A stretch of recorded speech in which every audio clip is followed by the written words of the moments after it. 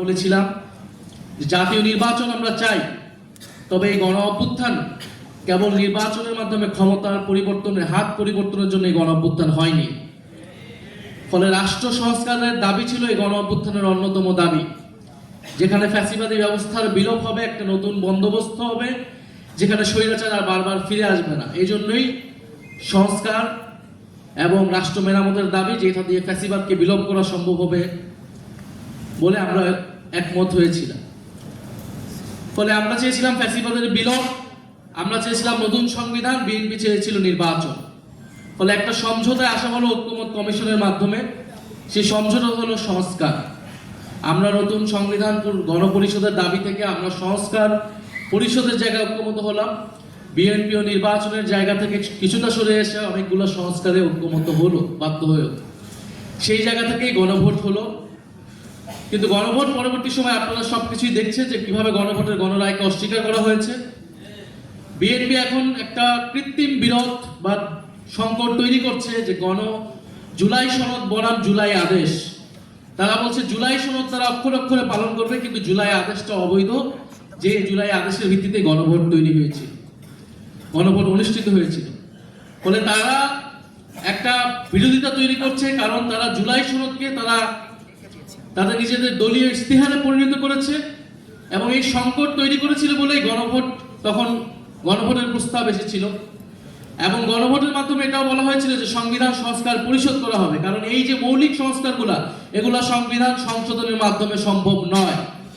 সংবিধান সংশোধনের মাধ্যমে সংবিধানের ফ্রেমওয়ার্কের মধ্যে কোনো মৌলিক পরিবর্তন সম্ভব নয়। সেটার জন্য একটা গাঠনিক ক্ষমতা এই সংসদকে দিতে হবে, যার নাম হবে সংবিধান সংস্কার পরিষদ।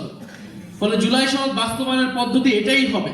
কিন্তু আমরা দেখেছি সংসদে তারা নতুন করে একটা মুলতবি প্রস্তাব এনেছিল, যেখানে তারা বলার চেষ্টা করছে জুলাই সনদ কোন পথে বাস্তবায়ন করা সম্ভব। জুলাই সনদ কোন পথে বাস্তবায়ন সম্ভব সেই আলোচনা ঐক্যমত কমিশনেই হয়েছিল। ফলে প্রধানমন্ত্রী এবং তাদের প্রতিনিধি হিসেবে ঐক্যমত কমিশনে সেই সময় যারা ছিলেন, বর্তমান স্বরাষ্ট্রমন্ত্রী, তারা সকলে কথার বরখেলাপ করেছেন। তারা তাদের নিজেদের দলীয় ইশতেহার দেওয়া সেই ইশতেহারের বরখেলাপ করেছেন, জুলাই সনদের বরখেলাপ করেছেন এবং গণভোটের গণরায়কে তারা বৃদ্ধাঙ্গুলি দেখিয়েছে।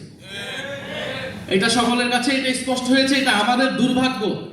আজকের এই সেমিনারটা আমাদের এই বিষয়ে করার দরকার ছিল না, করা উচিত ছিল না। আমাদের সেমিনার এখন করা উচিত ছিল আন্তর্জাতিক যুদ্ধ পরিস্থিতি কিভাবে আমরা সামাল দিব, দেশের জাতীয় স্বার্থ আমরা কিভাবে ঐক্যবদ্ধভাবে সুরক্ষা করব, দেশের তেল সংকট, দেশের হাম দুর্যোগ আমরা কিভাবে সরকার বিরোধী দল একসাথে আমরা সহযোগিতাপূর্ণভাবে মোকাবেলা করব। আমাদের সেমিনার এখন এই বিষয়ে হওয়ার কথা ছিল। বিরোধী দলের নেতা প্রথম থেকে বলে এসেছেন আমরা দায়িত্বশীল বিরোধী দল হতে চাই, আমরা সরকারকে এই ধরনের জনস্বার্থ ইস্যুতে সর্বাত্মকভাবে সহযোগিতা করব। কারণ 16 বছরের ধ্বংসযজ্ঞের পরে, এই অন্তর্বর্তী সরকারের পরে এই নতুন সরকার খুব সহজেই দেশের এই ধরনের সংকট সামাল দিতে পারবে না। এটা খুবই কমন সেন্স, এটা আমরা সকলেই জানি। গতকাল 10 জন শিশু মারা গিয়েছে হাম দুর্যোগের কারণে। সারা দেশে হাহাকার, আইসিইউ পাচ্ছে না সাধারণ মানুষ, এবং তেল সংকটের কথা আপনারা সকলেই জানেন। কিন্তু আমাদের দুর্ভাগ্য, গত 16 বছর যে রাষ্ট্র সংস্কারের কথা আমরা বলেছি, লড়াই আমরা করেছি, অন্তর্বর্তী সরকার